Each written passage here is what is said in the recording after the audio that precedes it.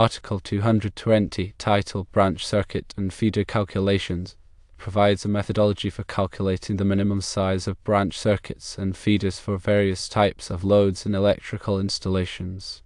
Its primary purpose is to ensure that electrical systems are designed with adequate capacity to safely handle the expected electrical loads.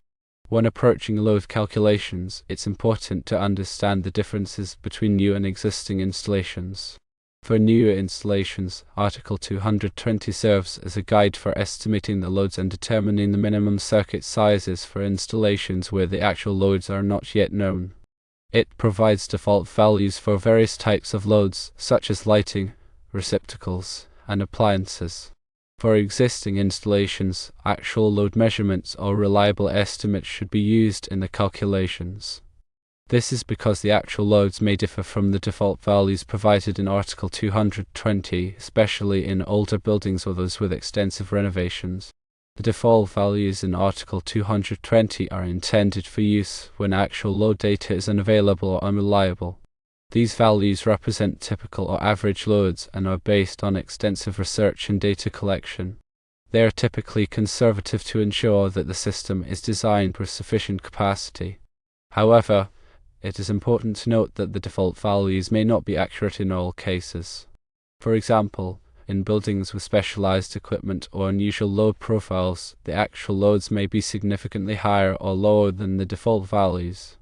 In summary, the intent of Article 220 is to provide a framework for calculating electrical system capacity, with the default values serving as a guide for new installations and a starting point for existing installations.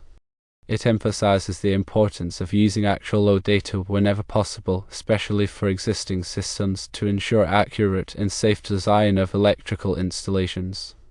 Article 220 covers a wide range of calculations and considerations. It's structured to guide you through determining the minimum requirements for your electrical system. One of the first things to consider is the general lighting load. The NEC provides tables that specify the general lighting load in volt-amps per square foot for various types of occupancies. These values are used to calculate the total lighting load based on the area of the building. For example, a dwelling unit might have a different volt-amps per square foot requirement compared to a commercial office space. After calculating the general lighting load, the next step involves assessing receptacle outlets. Article 220 requires that each receptacle outlet be calculated at a minimum of 180 volt-amps, unless the actual load is known.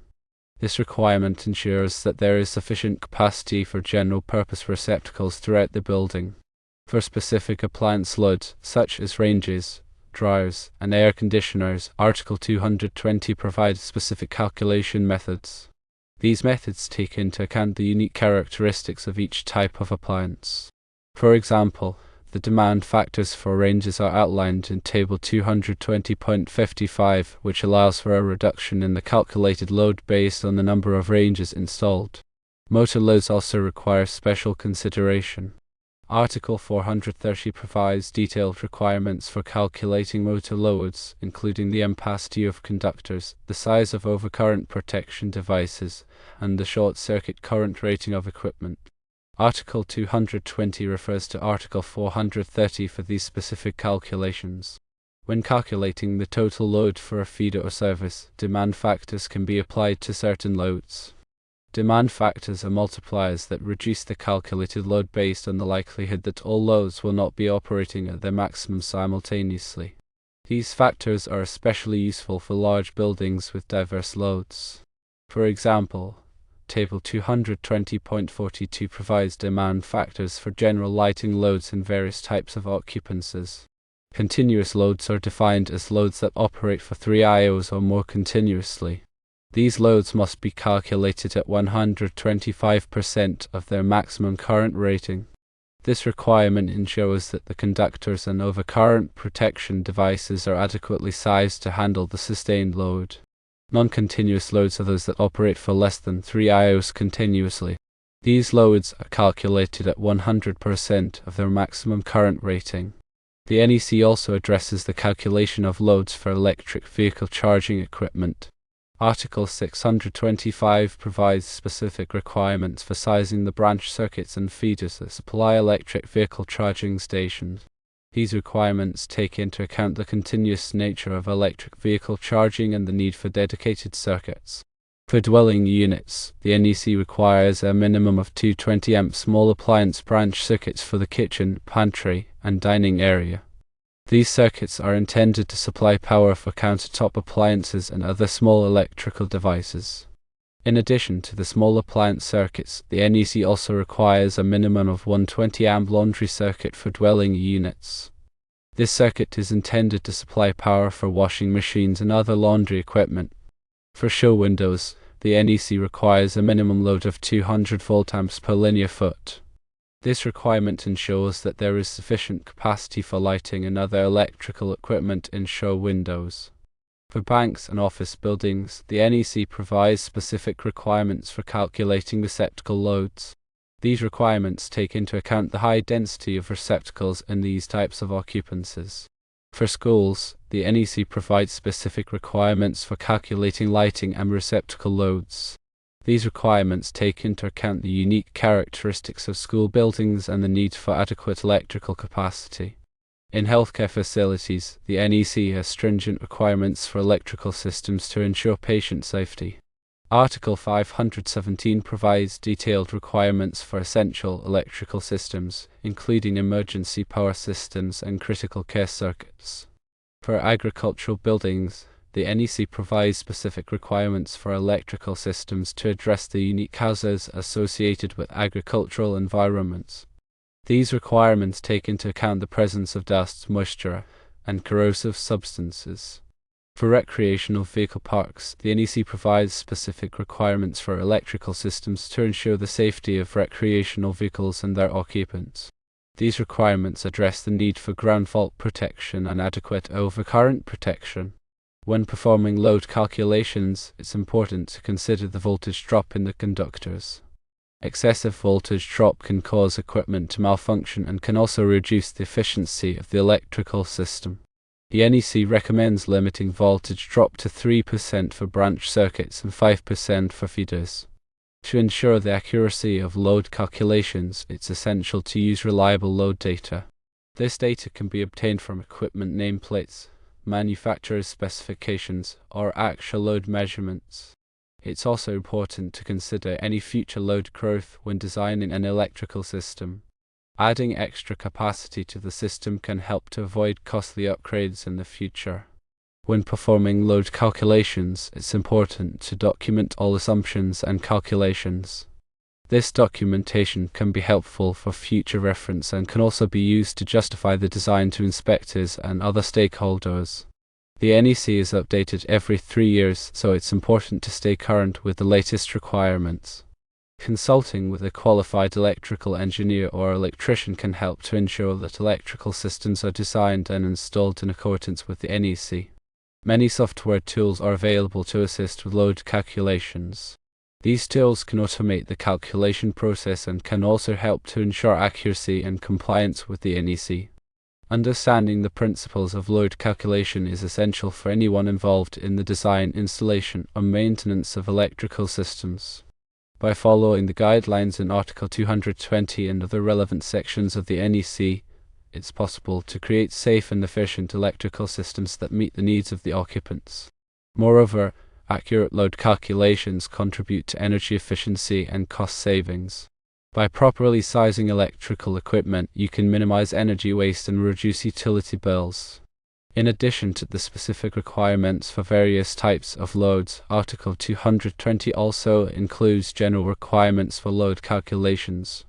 These requirements address issues such as the calculation of neutral loads, the coordination of overcurrent protection devices, and the grounding of electrical systems. The neutral load is the load on the neutral conductor in a 3-wire or 4-wire electrical system. The NEC provides specific rules for calculating the neutral load, taking into account the unbalanced nature of certain types of loads. Coordination of overcurrent protection devices is essential to ensure that the electrical system is protected from overloads and short circuits. The NEC requires that overcurrent protection devices be coordinated so that the device closest to the fault will trip first, minimizing the disruption to the rest of the system. Grounding of electrical systems is a critical safety measure that helps to protect people from electric shock. The NEC provides detailed requirements for grounding electrical systems, including the size and installation of grounding conductors and electrodes. When working with electrical systems, it's important to follow all applicable safety precautions. This includes wearing appropriate personal protective equipment, such as gloves and safety glasses, and using insulated tools. It's also important to de-energize electrical circuits before working on them and to verify that they are de-energized using a voltage test. The NEC is a complex and comprehensive document, and it can be challenging to navigate. However, by taking the time to understand the requirements and by consulting with qualified professionals, it's possible to create safe and reliable electrical systems. In addition to the NEC, many other codes and standards may apply to electrical installations. These codes and standards may be adopted by local jurisdictions and may address specific issues such as energy efficiency, fire safety, and accessibility. It's important to be aware of all applicable codes and standards when designing and installing electrical systems. The electrical industry is constantly evolving, with new technologies and products being introduced all the time. Staying up to date with the latest developments in the industry is essential for anyone involved in electrical work. This can be done by attending industry conferences, reading trade publications, and participating in continuing education courses. In conclusion, Article 220 provides a comprehensive framework for calculating electrical system capacity. By understanding the principles of load calculation and by following the requirements of the NEC, it's possible to create safe, efficient, and reliable electrical systems that meet the needs of the occupants. Remember to always prioritize safety and to consult with qualified professionals when working with electrical systems. This will help to ensure that the work is done correctly and that the electrical system is safe for everyone. Electrical safety is everyone's responsibility, and it's important to take it seriously. By following the proper procedures and by using the appropriate equipment, it's possible to minimize the risk of electrical accidents. Furthermore, remember that proper load calculations are not just about meeting code requirements. They are also about ensuring the long-term reliability and performance of the electrical system. An undersized system can lead to frequent tripping of circuit breakers, overheating of conductors, and premature failure of equipment. An oversized system, on the other hand, can be unnecessarily expensive and may not operate as efficiently as a properly sized system. Therefore, it's important to strike a balance between safety, reliability, and cost when designing an electrical system. This requires careful consideration of the load characteristics, the operating environment, and the future needs of the building. Another important aspect of load calculations is the coordination with other building systems.